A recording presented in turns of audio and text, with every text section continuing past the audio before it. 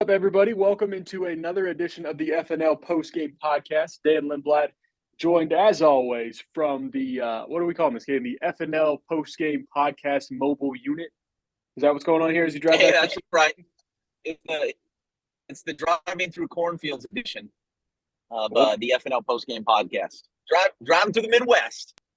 Good old fashioned Midwest driving. That's some good football you saw this week, both with high schools and then with OU in Cincinnati, right? Yeah, no question. By the way, Nippert, when it's rocking, really, really cool. That was a great student section, and they were fired up for the ball game with OU, and the Sooners got a win, so that was nice. But yes, only a few hours prior to that, I was out there with you, previewing our big FNL game of the week, Union and Wausau, and then checking out some of the other action as well. So ready to dive in and talk about week 4, which is actually week 5. District play is underway. Yeah, we'll just jump right there. You talk about one of the great atmospheres in college football being Nipper. One of the great atmospheres in Oklahoma high school football was right there at Union Tuttle, especially when you get a big game like that. Union and Owasso, the district opener. We know that one of these two teams likely going to end up being the district champion. It was just a matter of who was going to come on top because the rest of the teams in this district, we've mentioned it before, they're all from the West. And outside, Mustang is also undefeated at this point, but nobody outside of these two teams really look spectacular. It really felt like the winner of this game was going to end up winning the district title. And obviously, still a long way to go till we get to that point. But Union really put the rest of the district and maybe even the rest of the state on notice that, we lost the Backyard Bowl, but we came into a bye week and we had everything locked and loaded, ready to go. Yeah, as the game went on, they put on a show. And I'll backtrack for just a second and speak to something you just said. The atmosphere for a big game there is really cool. And I guess it was like hula night or the Hawaiian night, whatever, where the kids all dress up. And, I You talked got about one the of student those section at Nippert. luau's or something, right? I got to lay, yeah. Leia. I got to lay. Somebody put one of those things on me. You got to lay in a foam finger. You Look, were living right. I was ready to go. And our foam fingers, our FNL foam fingers, are clearly made for children, and that fits my hand size perfectly. I was ready to go. I've got that thing in the back seat right as we speak. No, the atmosphere was great. Owasso always travels well. After one, the Rams had a 1-point lead, but that Union passing game, Kirk Frederick spoke to this afterwards, saying Shaker and Boston and Gino and all of our receivers, the work they put in can make this look easy, but it's not easy. And he's right. As good as some of these defenses are in, with our Big 5 programs, that is, if you've got the deep passing game going and your offensive line can just give a quarterback as good as Shaker Rising enough time, most defenses at the high school level aren't built to stop that. And even at the college level, when Baylor and the Art Briles offense got going years ago, I mean, the thing about that was they were using the deep shot kind of like a 3-point shot, just saying, look, we're either going to get a PI or we're going to hit a big play and put 6 on the board in a hurry. And it stresses a defense like nothing else does. And this Union offense, better than any I've seen maybe in a while, can take the top off. And as the game went on, Shaker had more and more opportunities to do that. And you see Dub Maddox drawing things up so that he's able to roll out, and he's really, really good in those rollout situations. I think we saw Friday night this Union offense, and the defense was great too. We should get into that as well. But we saw the Union offense flex in a way that makes you think, you know what? I know that we say Bixby's number 1 and then draw a line, but it's a long season. And if you're able to do that at that level, you scare anybody. I know that Bixby defense is killer, and that front 7 especially is just veteran and so good. But when you're able to throw the ball over people's heads like that, that is tough to defend. But yeah, Union can be incredibly dynamic if they can stay healthy and just continue to make some progress in the trenches. I've now convinced myself that there's at least one team. Maybe by the end of the year, we'll be able to add James Owasso or even Broken Arrow to that list. But I think there's at least one team that I can talk myself into, or actually, I legitimately believe head-to-head with Bixby, I want to see it. I don't think necessarily that's a foregone conclusion. I think Union's good enough. Well, that's the same thing we were talking about last year. And then Owasso sneaks in, 6 overtimes, they win it. But That's right. still a lot of time to play. Again, Union beating Owasso 55-22. You mentioned the defense. It was kind of 41 to that one touchdown Owasso had. I think it was they got the 2 points. So I think it was 41-8 for most of the game. And then Owasso makes a couple of touchdowns late. Union will travel to Yukon next week. Meanwhile, Owasso will host Mustang. So we'll get to see one of those West teams for the first time. You mentioned those Tigers. They picked up their first win of the season, 1-0 in district play, beating Southmore, one of those teams that they really needed to beat. They should beat them. But when you start losing a bunch of these games, confidence kind of wavers a little bit. So it's good to get that confidence right back up to where it needs to be. Yeah, and you know what I like? If for a team that was winless coming in, has suffered some injuries in the preseason, then also in the season, coming out of the bye week, I love that the operation was just smooth, right? I mean, you would expect a good performance. You would expect a hungry team.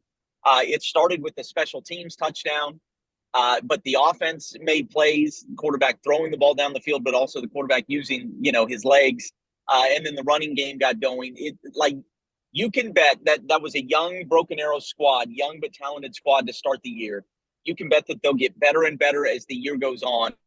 And now we're a month into this, and clear they're playing better ball now than they were at any other point since. So, or prior, I should say. So Right. it was good to not only see Broken Arrow get a first win, but the manner in which they did it. They dominated in a game where they should have dominated. That's a good thing. Beating Southmore 52-13. They will now host Norman North, a team that, and again, this is just masterful producing by you and I, because they will host Norman North, a team that just got absolutely waxed by Bixby. Yeah, that's what happens when you play Bixby. Was it 60-2? Is that 60-2? there was some? Okay, wait. Right up at news time, there was some confusion. Was this 60-0 or 60-2? So, however, the 2 points happened. The scores was bouncing around there, but 60-2 is the I guess confirmed final. I marvel every single week at what Coach Schneider and Coach Montgomery are able to do with that Bixby offense, and the fact that they get guys running wide open or running through holes that are just enormous. They do it just every feels single like week. the blocks are always in the right place, no matter if it's a dive or a toss or a counter or a sweep. All the blocks are always perfectly where they need to be, and that can't be circumstantial. At the end of the day, this game will always be about blocking and tackling, the fundamentals, and they do that with an excellence that I think I don't know that anyone I have ever seen at the high school level can match it. But on top of that, on top of being strong and executing the fundamentals at a very high level, the schematics are really, really good too. And every time we show a highlight, somebody is running wide open, and Yeah, that that's partially because they can hurt you in multiple ways, and you've got a defense frazzled really from the jump. But part of it is they're really creative scheme wise. They do some things that you've just never really seen before, at least haven't seen very often, and keep people on their toes at all times. And I don't want to say they throw the kitchen sink at everybody, but it feels like every week, regardless of opponent, there's a wrinkle that's a little bit new. yeah. And you can't say enough for the job they do coaching those kids. Like I say, the meat and potatoes, blocking and tackling, but then kind of the next level stuff as well. And so, this is what they do. I've lost track now. Is this 65 of 66 games overall that they've won? It's close to that, something like that. And it feels like they score 60 points every single week. And so I hope that we never get bored of the excellence, right? Because it takes so much work to do what they do there in Bixby at the moment. And it should be celebrated. I know some people probably get tired of us talking about it. I would remind them that for years and years, when Bixby was in 6A2, we never elevated them to this conversation because they weren't in 6A1, right? Welcome to the SEC. That comment, so we sort of owe them. They've won 8 of 9 gold balls, and now they are the kings of 6A1, and they just keep doing the thing week in and week out. And so somebody's going to have to go catch them. They are not taking a step back. That's just not happening. And you can kind of mention it in this aspect that it's, this same conversation was being held about Union and Jinx for 20 or 30 years. It's just they were talking about them simultaneously. Now we just have one team that is dominating, and the focus and the spotlight should be on them. It is. Look, We will get a couple of Big Five matchups involving Bixby coming closer to the end of the Right. year. I think they travel to Broken Arrow in a few weeks, and then obviously that finale with Jinx at the very end. So one of our other teams will have a chance, and then maybe a couple of them in the playoffs. But until then, and as long as Bixby's putting teams down by scores of 60-2, they're going to continue to get their flowers here on the FNL Post Game podcast. I don't know what the line's going to be for them this week because they travel to Southmore. So I'm, 55, Bixby 55-point favorite somewhere. It's got to be somewhere along those lines. But they are in line for another big win. And another team that had a big win this past weekend, Muskogee. You really like this Muskogee team. Oh, no question. Look, it starts with head coach Travis Hill. This is a guy who can coach ball, man. And not only did he do a great job as the head coach at East Central all those years ago, the last time he was a head coach, but he was instrumental in Broken Arrow's success in the time that he was an assistant coach at BA. So it just kind of everywhere he goes, you expect to see teams really perform. And obviously, he's got some great talent, multiple D1 kids. But what I love about the other night, big win over Sand Springs, is that it was a bounce back game for those guys. It was, they cannot feel good about the way they finished the non-district season in the loss to Carl Albert. Not that there's any shame in that, as we've said, probably the most talented team, at least if you're talking about next level talent in the entire state of Oklahoma. But Muskogee played a really fine ball game against Sand Springs on Friday night. Not just because of the final score, but the fact that they found a way offensively when Sand Springs was taking away some things early. Bird Ficklin was pulling it down, and his first 3 touchdowns were all rushing the ball, which is atypical. They had to do things differently. And then the defense shut things down sort of the rest of the way. Sand Springs got him a couple of times with long touchdowns. If it wasn't the first quarter, it was early in the second. But Muskogee's defense was able to shut them down the rest of the way. And that in 6A2, they're as good as there is out there. I really like the job they've done. You continue to see it building. Last year, it was all kind of new. It was kind of the big bounce back season, and this is different. There's a weight of expectations that's a little bit different as they go through this season. It seems like those kids are handling that well. So I'll pose you this question because you mentioned Bird, and obviously incredible athlete through and through. He had 5 rushing touchdowns and still managed to throw for 218 yards. He had 6 total touchdowns, 345 total yards. Is he the most dynamic athlete in our area? Oh, that's a good question because there are a whole lot of them. I'll say this, he's absolutely on a short list, and that when you're talking about the most dynamic athletes, you should be able to know it kind of the very first time you see it. And I want to say that the very first piece of video I saw of Bird would have been before last season, so that was his sophomore season, in a scrimmage against Jinx. I'm not even sure they scored in that scrimmage, but he made a play eluding the rush, and there was a lot of heat on him in that scrimmage, facing James, team at the next level. And you just knew right away, whoa, that's different.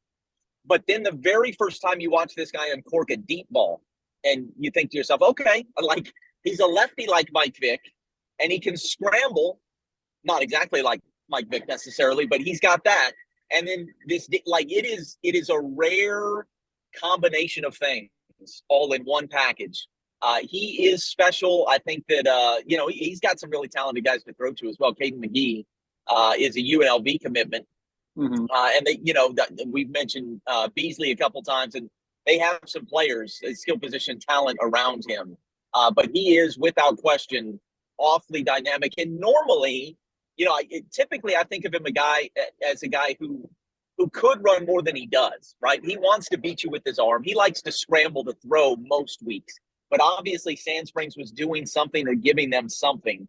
And so for him to run for 5 touchdowns, I love it because I think it shows a level of maturity on his part. Not going to be stubborn, not going to just continue to try and prove that I can beat you with my arm exclusively. But, I'm going to take what's given. I'm going to do whatever it takes to get this thing into the end zone. So, he definitely has that component, and it makes them really dangerous, no question. But if you're going to put my feet to the fire and demand that I name a most dynamic athlete in green country football so far this year, I don't know. Goldsby's pretty good. Goldsby's Yeah. pretty good there. Bixby. We've got top plays from both of them coming up shortly. But McGee, real quick. Oh, how's that for a tease? Yeah, how about that? 106.3 yards per game receiving for McGee. Muskogee beating Sand Springs 51-13. They will now head to PC West for a game next week. Real quick, diving into the 5A4 district. That was one we had our eye on for a little bit, obviously, with our FNL game of the week at Collinsville a couple weeks ago. Claremore, Collinsville, Grove, and Bishop Kelly all won by 15 points. They're all 1-0 against teams in a little bit lesser of quality. We knew these four teams were going to be the four teams to beat, but now they all play each other this week. I believe it is Claremore, Grove, Collinsville, Kelly. Which one of those two games excites you the most? Well, look, I'm really intrigued right now by that Claremore offense. So any game that they're involved in, been one eye on it at least. How many points are the Zebras going to score this week? But you said we have Collinsville and Kelly in the other matchup. Yeah, and then Claremore, Grove, and then Collinsville, Kelly. Yeah. I think I'm a little more interested in Collinsville Kelly right now. What Kelly was able to do a couple weeks ago in beating opening, conference play. Rogers is like, that's a quality club. Kelly did not beat them by this kind of score last year. Yeah. That was interesting. Like how, because Howell has been a cut above now, for a few years. How does that match? That's interesting. But like I said, I like both of those.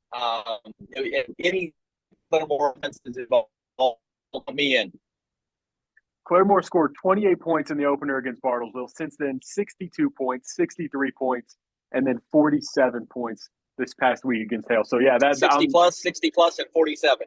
Yeah, yep. That's pretty, a little bit of a slow streak. You're probably going to work on the offense a little bit more in practice this week after only scoring 47 points. But you mentioned Collinsville because that's, again, we had our FNL game of the week out there. And, it just so happens our FNL player of the week came out of that game as well. Hudson Henslick.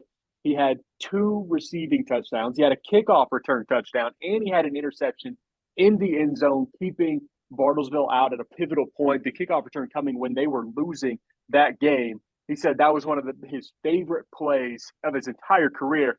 We'll hear a little bit more from our player of the week right now. Couple touchdowns, kickoff return touchdown, an interception. But you've been doing this you got 2 touchdowns back-to-back weeks, right? Yeah, all 3 weeks I've had 2 at least. I had two receiving touchdowns every week, and then I had returned 1 second week on an interception, and then kickoff return this last week. What kind of groove are you in right now where it feels like you're a ball hawk, and just if the ball's in the air, you're going to be on the other side of it regardless of offense, defense, or special teams? Yeah, I mean, it comes down to like preparation, knowing where I'm supposed to be, and just practicing how we want to play, doing that in practice all day. We're here in the end zone. How does it feel whenever you cross that white line going from green to red? It's a little sigh of relief, like I scored, not gonna get hit. But it's awesome. I mean, the whole crowd's cheering, you can hear them like every time, and yeah, it's just pretty cool. Do you remember your first touchdown, and if so, when was it? I mean, I started playing in first, second grade, so I don't really remember, honestly. I probably could pull up a video of my mom or something. You probably hear her screaming in the background or something like that. What about first varsity touchdown? When was that? My sophomore year I played, but I didn't have one. So it was my junior year. Oolaga came out. I think it's probably on a post, the big post that we ran last year. Yeah, I mean it's a good feeling, obviously, but you gotta act like you've been there, kind of. And you come from a line of athletes here at Collinsville, right? Kind of, what's the bloodline like in the Henslick family? My dad wrestled here. I don't remember if he wrestled and he played golf. I know he was pretty good at both. He ended up wrestling at UCO, and he played football too. He's a big little fullback. He's a buffed up dude, but yeah, definitely faster than him, by the way. Whenever he sees hold on, he won't like that.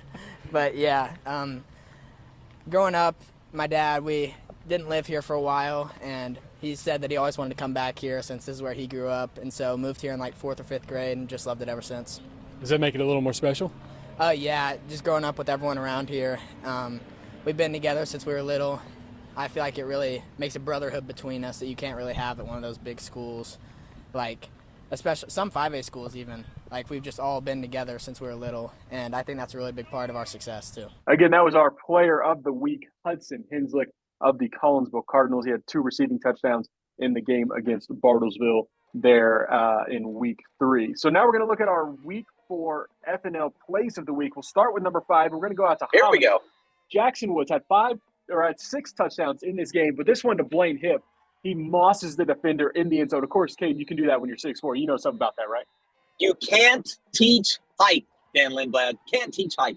And They it's a got good a thing for lot you of I don't have it. I'd take you in the post and it'd be over, baby. All right, just moving right along past that. We're going to go to McAllister and Memorial. Caden Lesno. Ethan Watkins, first he makes the incredible catch, but then the defender bodies him up and he just stiff arms him into the ground, gets into the end zone for a 39-yard touchdown. You also can't teach strength. No, and there's a lot of strength on that play, Watkins showing up. We're going to go back to Muskogee and your boy Bird, because this is a 43-yard touchdown one, but it is spicy. He cuts and just tears the linebacker's ankles apart on the way to the end zone on this run. You can't teach that kind of athleticism, Dan. I'm beginning to question what you can teach nowadays, Mr. McFarland. Let's go to BA. Kyrie Harris, a 73-yard touchdown run. This one, a lot of moving around the line, and then he eventually breaks through. And I guess you can't teach this kind of speed either, is what you're going to say, as he breaks in 73 yards for a touchdown. Actually, I was going to say that's exactly what the doctor ordered. Broken arrow, winless, no more. There it is. Again, one more look at his cuts on the line of scrimmage, and just unreal athleticism shown by Kyrie Harris on this play, getting a 73-yard touchdown. But we've mentioned him once. I think we've mentioned him every week. What must we invest our money in, Caden? Goldsby. Invest in Goldsby, Cordell Goldsby. He goes right, says there's nothing there, brings it back across the field, and all of a sudden there's a couple blocks like we talked about earlier, and it's wide open spaces, and it's an 83-yard. It's a pass, technically, because it's a little shovel pass, but most of the work done by Goldsby. I would be shocked if he didn't run 100 yards on this play alone. There needs to be an NIL agreement made between some sort of Tulsa Gold company and Cordell Goldsby. I'm just saying it right now and put that out there for people. It's an idea whose time has come. Even at the end of the play, he's just laughing in the end zone saying, yeah, that was one of those plays. It's probably pretty cool. That is our FNL top 5 plays. A couple quick shout-outs, though. Big win at Cassia Hall this week. It's one of those where I showed up. Holland Hall was thoroughly dominating. The highlights reflected that. I left it was 14-0. You turn around and Cassia Hall's got a great come-from-behind victory. So for Joe Medina, how many career wins was it he was shooting for a few weeks back when Cassia Hall lost? Was it 300 at that point? 300. That was Could it be that many? Okay. This was. How about that? Congratulations, Joe Medina. Winner of, I think, 3 state championships there at Cassia Hall. A great coach. You love to see one of those high-caliber coaches who finds a spot that fits him. He's an alum of the school, continues to put out great, not only football teams, but great kids. Congratulations, Joe Medina. What a way to do it. Come from behind fashion in the Hall Brawl. That's really cool. It was, by the way, Holland Hall was really impressive.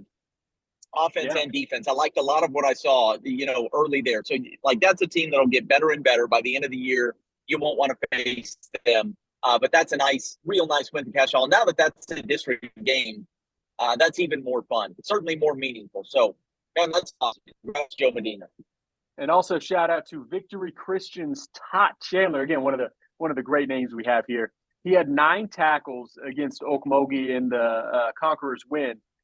545 career tackles. He is now your Oklahoma high school football all-time tackle leader in the state, regardless of class. Nicely done, Dan, and nicely done, Tulsa World. I assume that's where we got you. Or Coach Smith did we confirm that independently, Dan?